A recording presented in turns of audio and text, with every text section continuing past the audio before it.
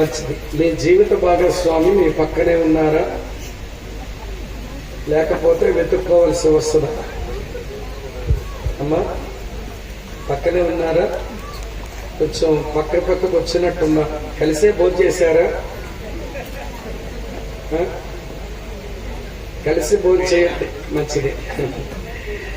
సరే, వాక్యాన్ని చదువుకుందాం. చిన్న ప్రార్థనతో మన ధ్యానాన్ని ఆరంభిస్తాం. ఆదికాండం 27వ అధ్యాయం. కూర్చోండమ్మా. ఆదికాండం 27వ అధ్యాయం మొదటి 5 వచనాలు మార్చి చదువుదాం. నేను ఒక వచనం చదువుతాను, మీరు ఒక వచనం చదవండి.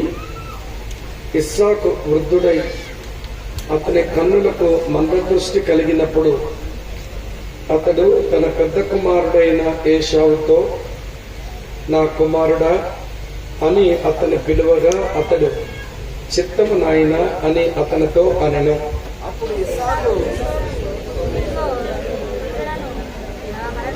కాబట్టి నీవు దయచేసి నీ ఆయుధములైన నీ అంబుల పొదిని నీ విల్లును తీసుకుని అడవికి పోయి నా కొరకు వేటాడి మాంసము తిమ్ము.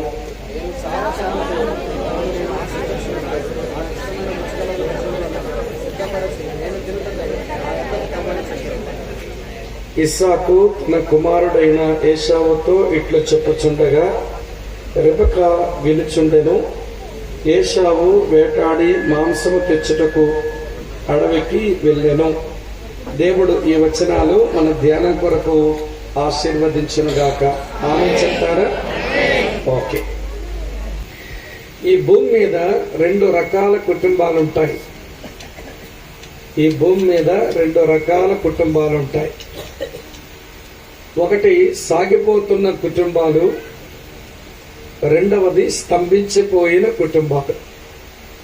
చెప్పండి, మొదటి ఏంటమ్మా?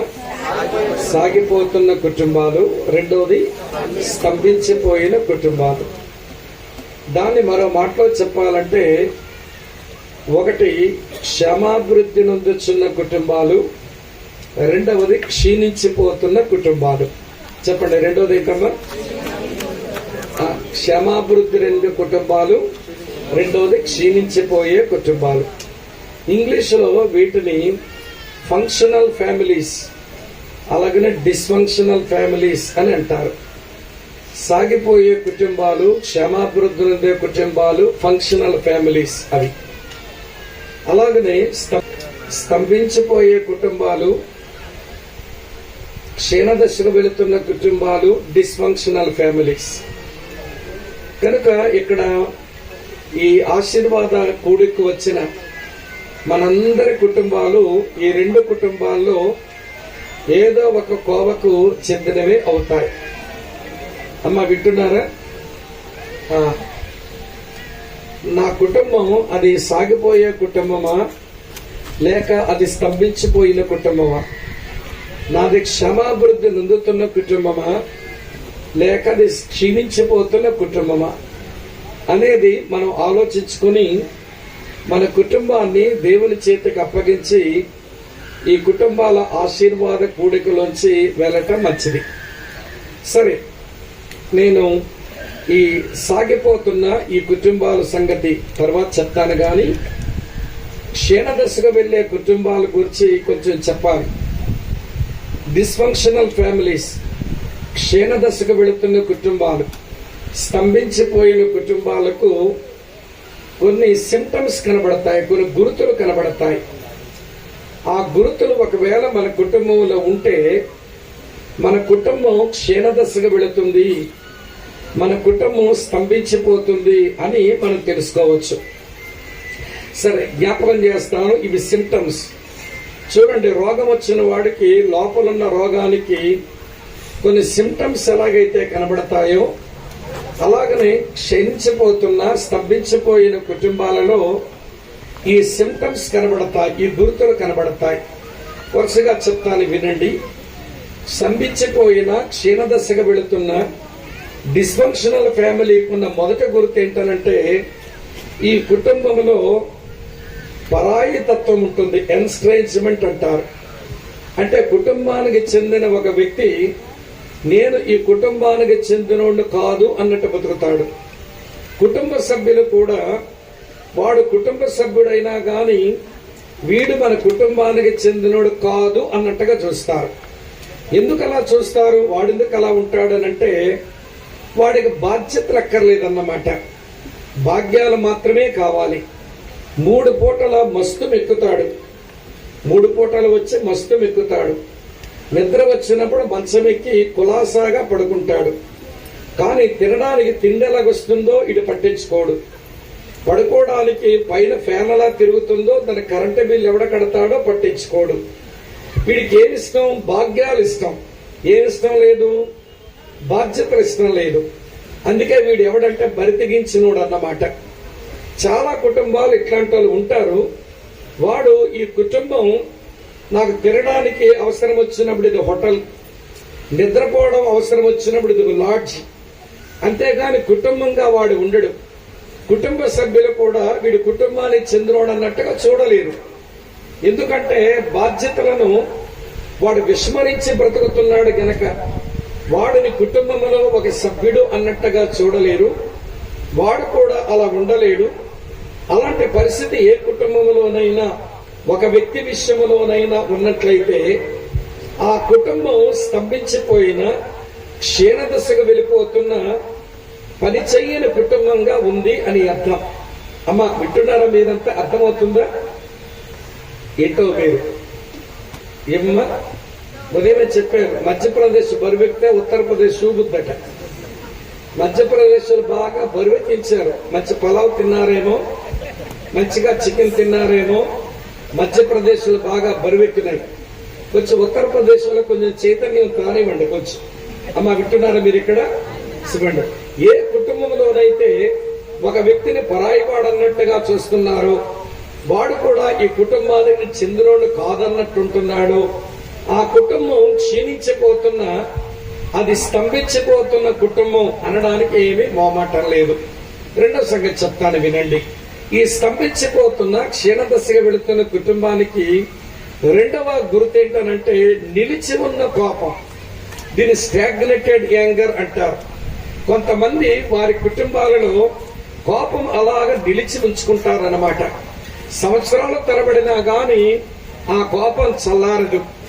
ప్రియమైన స్నేహితులారా, ఆమె ఏదో ఇష్టం లేని పని చేసింది, నొచ్చుకున్నావు, కోపడ్డావు, క్షమించండి అనింది. క్షమించి మర్చిపోవాలి గాని ఎప్పుడు చూసినా దుమదుమలాడుతుంటామే, దుమ్మలు కూడా మగ వేసుకుని.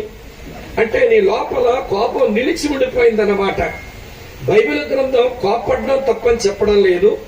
సూర్యుడు అస్తమించే వరకు నీ కోపం నిలిచి ఉండనియ్యొద్దు. అంటే కోపం రావచ్చు గాని మీ ఇద్దరూ కలిసి పడకెక్కే లోపుగా మీ కోపాన్ని మీరు సెటిల్ చేసుకోకుండా మీరు మంచం మీద శరీరాలు కలుపుకుంటే దేవుని దృష్టికి ఆ పాన్పును మీరు కలంకం చేసినట్టు లెక్క. అమ్మ వింటున్నారా?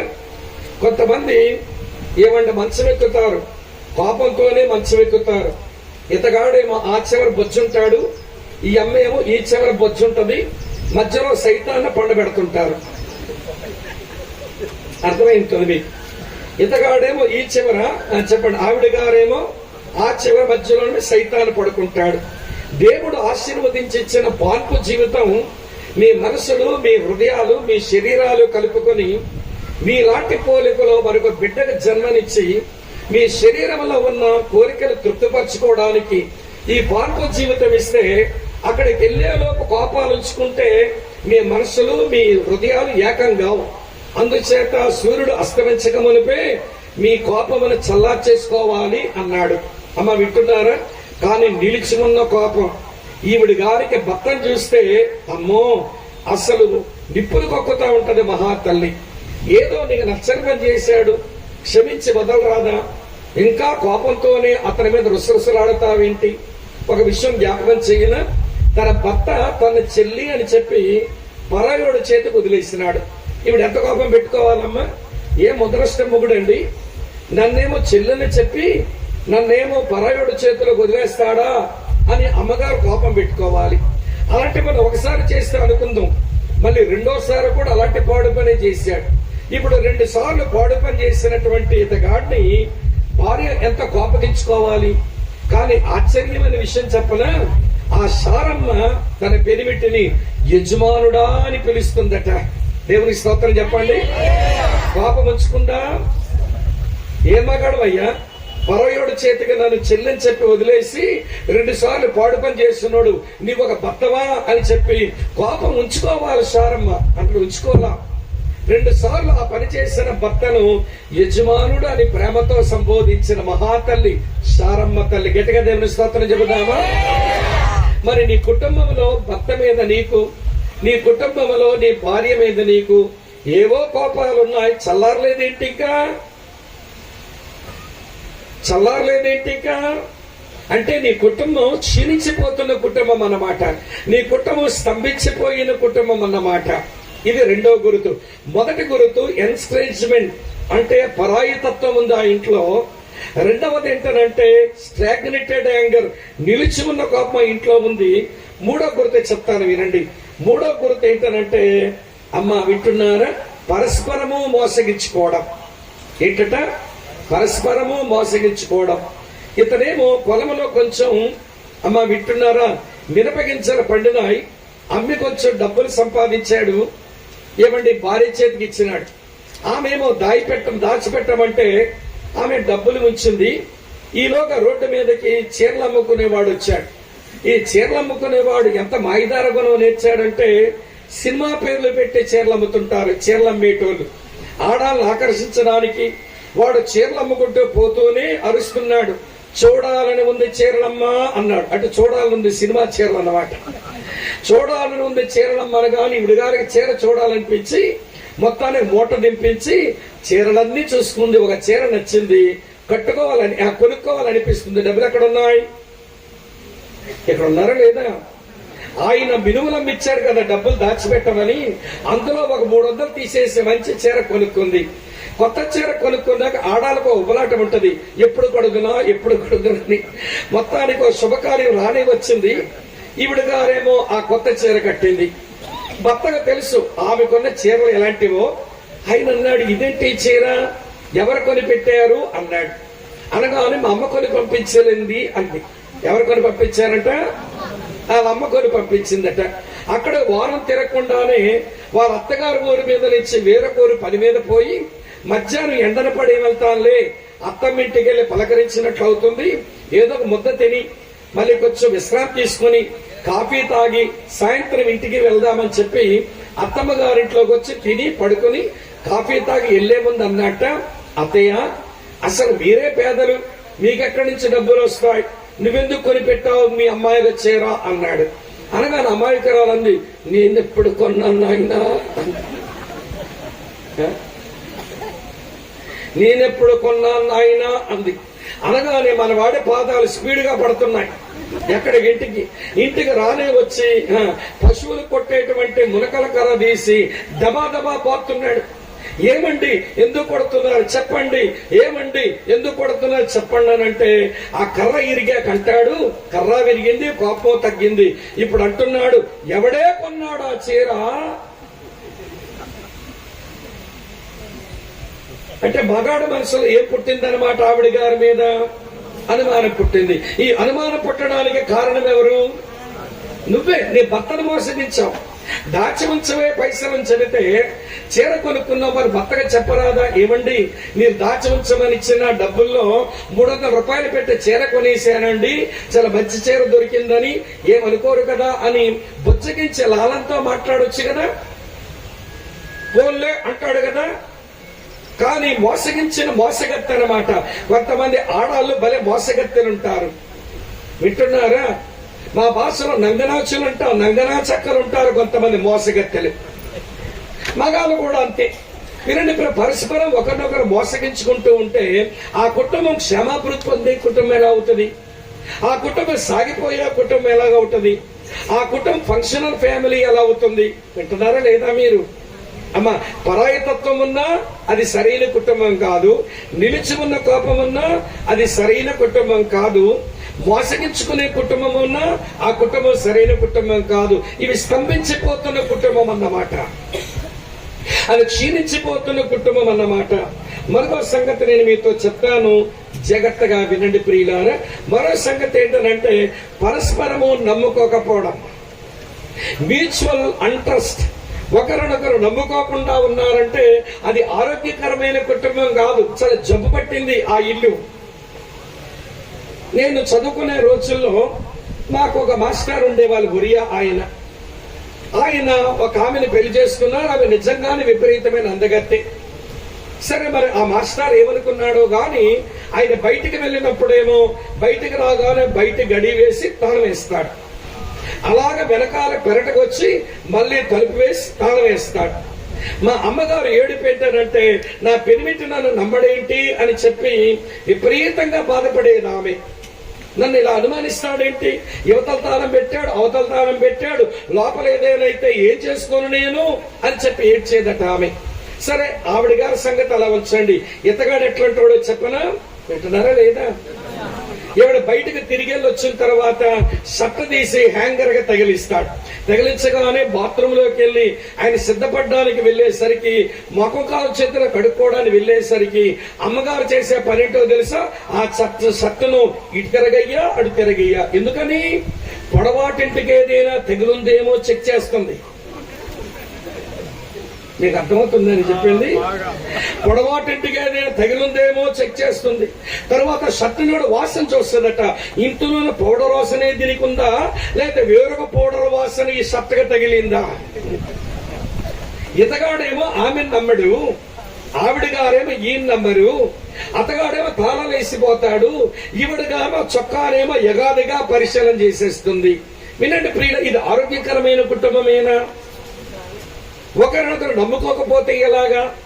సంసారం అంటే పరస్పరం ఒకరినొకరు నమ్ముకొని జీవించాలి. నమ్మకం లేకుండా జీవించిన జీవితాలు నరకంలా ఉంటాయి. ఈ రోజున చాలా కుటుంబాల్లో పరస్పరము నమ్ముకోరు. ఈవిడ మీద ఆయనకి నమ్మకం ఉండదు, ఆయన గారి మీద ఈవిడికి నమ్మకం ఉండదు. ఒక ఆవిడ ఇలా చేసిందని విని భలే కోపడ్డాను. భర్త ఏంటో వెళ్తుంటే పిల్లలకి అంటుందంటే, మీ డాడీ ఎలా కడుతున్నాడు, ఎరకాలు వెళ్ళండిరా అంటే సిఐడిలా కరెక్ట్ చెప్పారు. ఇక అంటే పిల్లలకి ఏమి నేర్పిస్తున్నావు? మీ నాన్న సరైనోడు కాదనే కదా నేర్పిస్తున్నావు. మీ ఆయన నమ్మకపోతే మీ ఆయనకు నీ పిల్లలు ఎలాగో లోపల బతుకుతారు? ఇలాంటి అమలక్కలు తయారయ్యారు.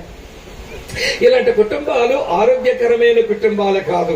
పరాయితత్వం ఉన్నా, నిలిచి ఉన్న కోపం ఉన్నా, ఒకరినొకరు మోసగించుకున్నా, ఒకరినొకరు నమ్ముకోకపోయినా ఆ కుటుంబాలు స్తంభించిపోయిన కుటుంబాలు. వింటున్నారా లేదా? అవి క్షీణించిపోతున్న కుటుంబాలు. ఇంకొక సింప్టమ్ చెప్తాను, మరొక గుర్తు ఏంటంటే అనారోగ్యకరమైన దాపరికాలు, అన్హెల్దీ సీక్రెసీ అంటారు. రహస్యాలు మంచివే. ఈ విషయం చెప్పానంటే అసలు అతని బీపీ, అసలు అతని షుగరు, నేను చెప్పానంటే గుట్టుకుని చేస్తాడేమో, కనుక విషయం చెప్పనని దాచుకుంటే అది ఆరోగ్యకరమైన దాపరికం. అమ్మ వింటున్నారు, ఇదేంటిది? ఆరోగ్యకరమైన దాపరికం. కానీ అనారోగ్యకరమైన దాపరికాలు ఉంటాయి. అవి ఏదో రోజున వెలుగులోకి వస్తాయి. దేవుడు ఎప్పుడూ కూడా ఏమంటే దాపరికాలు అలాగే ఉంచడు. ఆయన బట్టబయలు చేసేస్తాడు ఏదో ఒక రోజున. ఇతగాడేమో బయటికి వెళ్తాడు, స్నానం చేసి చొక్కా ప్యాంటు వేసుకుని బయటికి వెళ్తుంటే ఎక్కడకండి అంది. నీకు చెప్పాలా? మరి ఎవరికి చెప్పాలి బాబు? నువ్వు ఊర్లో తిరిగిందని చెప్తావా, రోడ్డు మీద తిరిగిందని చెప్తావా? ఊర్లో ఉన్నవాడు అడుగుద్దా, రోడ్డు మీద ఉన్నవాడు ఆవిడ్దా? నేను కట్టుకున్న భార్య కదా, అడిగే హక్కు ఆమెకుంది. ఎక్కడికి వెళ్తున్నారండి అంటే స్నేహితులు కలడానికి వెళ్తున్నా, లేదా అలా వాకింగ్ కి వెళ్తున్నా, లేదా పార్కుకి వెళ్తున్నా, లేదా ప్రార్థనకు వెళ్తూ ఏదో చెప్పరాదా? కొంతమంది చెప్పరండి మగాళ్ళు. నీకే చెప్పాలా అని తిరగబడతాడు కొంతమంది మగాళ్ళు. మరి కొంతమంది మగాళ్ళు ఏంటో తెలుసా? అలాగా అంటాడు, ఇది ఎప్పుడు నమ్మకూడదు. ఈ అలాగా అన్నాడంటే ఇది ఎప్పుడు నమ్మకూడదు. నీకు తెలియదు ఎక్కడ పోతున్నావు, చెప్పరాదా? ఇలాంటి మగాండి భార్య ఎందుకండి నమ్ముద్ది?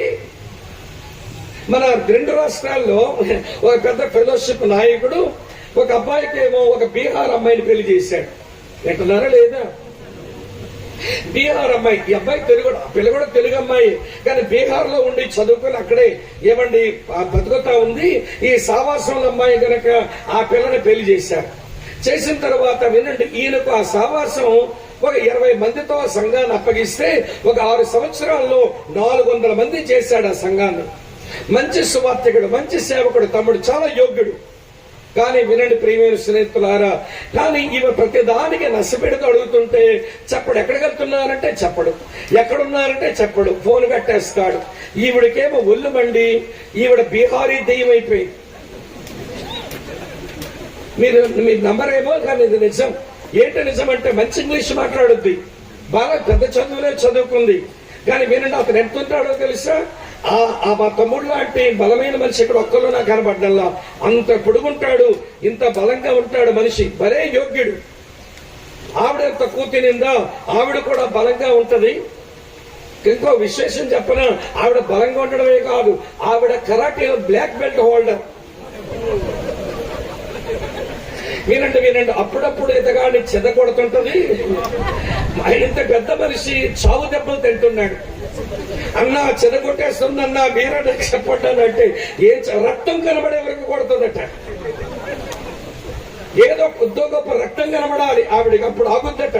అందుకే బీహారీ దెయ్యం అన్నాను నేను. అమ్మా వింటున్నారా? ఈవిడ కోపమంతనికి కారణం ఏంటంటే ఇతగాడు చెప్పడు, అంతే. దాపరికం. ఎక్కడ వెళ్తాడో చెప్పడు, ఎక్కడున్నాడో చెప్పడు, ఎలా సేవ చేస్తున్నాడో చెప్పడు. ఈ అనారోగ్యకరమైన దాపరికాలు కుటుంబాన్ని చిన్నాభిన్నం చేస్తాయి. అమ్మ వింటున్నారా? ఏ లోకంలో ఎవడో చెప్పడు. బైబిల్లో ఉన్న విషయాలే సేవకునిగా కొంచెం మీతో చెప్తున్నాను. ఇది కుటుంబాల ఆశీర్వాద కూడి గనక సంఘంలో కూడా ప్రతిరోజు చెప్పుకొని కూర్చోలే, మేము చెప్పాల్సినవి చాలా ఉంటాయి. అందుకని అప్పుడప్పుడు కుటుంబాల కొరకు ఇలాంటి ప్రత్యేకమైన సమావేశాలు పెట్టి నేర్పించకపోతే అవదు, లేకపోతే కుటుంబాలు పాడు చేసుకుంటారని చెప్పాల్సి వస్తున్నది. అమ్మ వింటున్నారా? స్తంభించిపోయిన, క్షీణదశకు వెళ్తున్న, పనిచేయని డిస్ఫంక్షనల్ ఫ్యామిలీస్ గుర్తులు 5. ఇప్పుడు నేను 5 చెప్పాను మీకు. ఏంటంటే మొదటిదేంటో పరాయి తత్వం, రెండవదేంటి నిలిచి ఉన్న కోపం, మూడవదేంటి పరస్పరం మోసగించుకోవడం, నాలుగవదేంటి పరస్పరం నమ్ముకోకపోవడం, ఐదవదేంటి అనారోగ్యకరమైన దాపరికాలు. ఈ 5 ఏ కుటుంబములు ఉంటాయో ఆ కుటుంబం క్షీణించిపోతుందని లెక్క, అది క్షీణదశకు పోతుందని లెక్క. కాబట్టి ప్రియులారా, ఈ విషయాలు మీ మనసులో ఉంచుకొని